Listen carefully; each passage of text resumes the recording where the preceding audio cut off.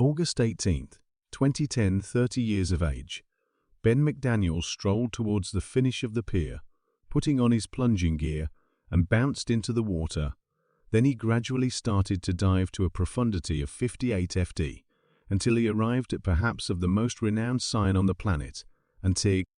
This sign stringently cautions everybody about the risk and urges you not to swim forward except if you are an extremely experienced jumper, and realize 100% what you're doing any other way, you will kick the bucket very much like others who overlook this sign. Greeting to the channel of fascinating narratives, where today it will inform you concerning the lamentable Vortex spring mishap.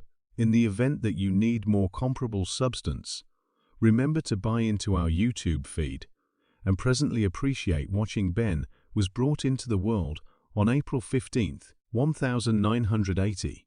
He was the oldest of 3 kids. Ben had been intrigued and dynamic at the same time in perilous exercises since his life as a youngster.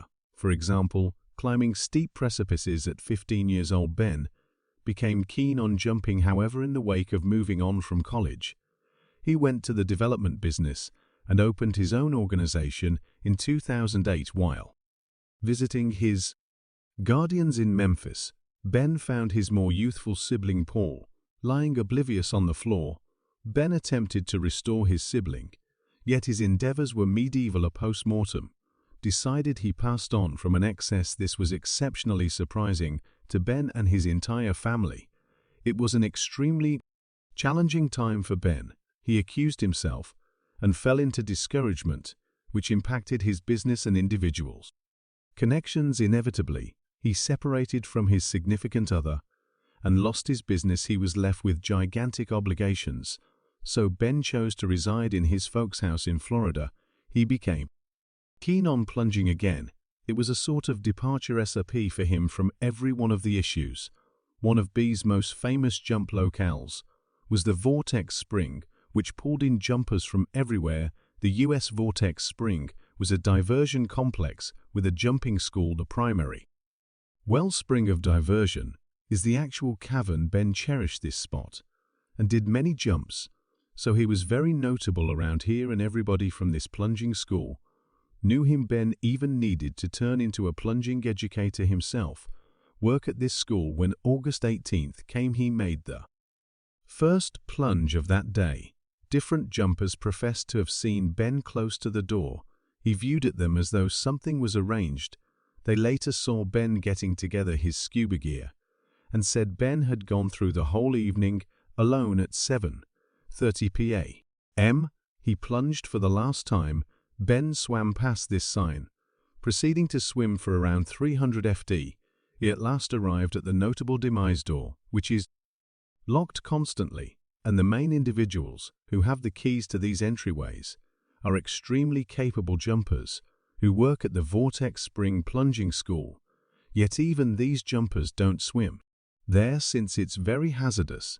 Ben was a genuinely experienced jumper, and he was frantic to get to the opposite side of the entryway. So when he came to them, he attempted to unstick them until at long last he attempted to fall through the genuinely wide holes in the door. Another jumper saw this and started to stress that Ben could stall out in the actual entryway, so he chose to open that door for him himself. After the jumper opens the door, Ben takes a gander at him and says thanks to him, and alone he swims into presumably one of the most hazardous collapses there. A 1600 FT long passageway leads from this entryway and plunges to a profundity of 115 FT. The vast majority of this cavern has been planned, yet there are segments that are not investigated. These are places that are thin to the point that you need to remove your jumping stuff and push forward to get into them. Furthermore, this is incredibly risky. It's not known precisely exact thing Ben was doing subsequent to crossing this door. However, Ben at no point ever appeared in the future.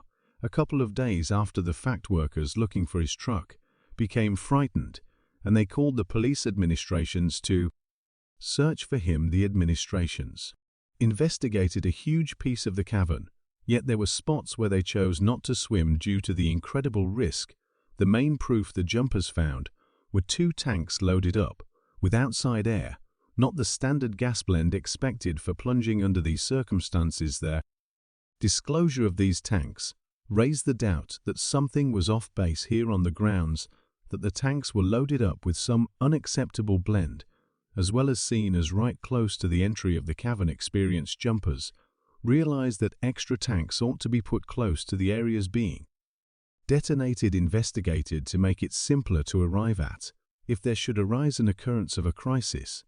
There were bits of gossip that Ben could have been killed. Significantly more, these tales started to spread after the next year the proprietor of the Vortex Spring Complex, L.L. Kelly, kicked the bucket under very much like conditions. One more hypothesis guarantees that Ben organized his vanishing to begin another existence without the numerous individual and monetary issues he had at the time. The third hypothesis of what might have happened to him expresses that it was brought about by a mishap during which he suffocated, and his body is as yet lying someplace in the profound peace of the cavern, where it is extremely challenging to access. In 2012, the cavern guaranteed one more casualty. As per individuals who found the body, individuals were propelled by the immense amounts of cash guaranteed by Ben's folks as a trade-off for the body being found. The suffocated man looked for Ben's body in the cavern, yet fruitlessly. After this news, the Guardians canned this prize to keep additional individuals from getting injured. What do you think? Could Ben at any point be alive? Thank you for watching and see you in the following video of the fascinating narrative.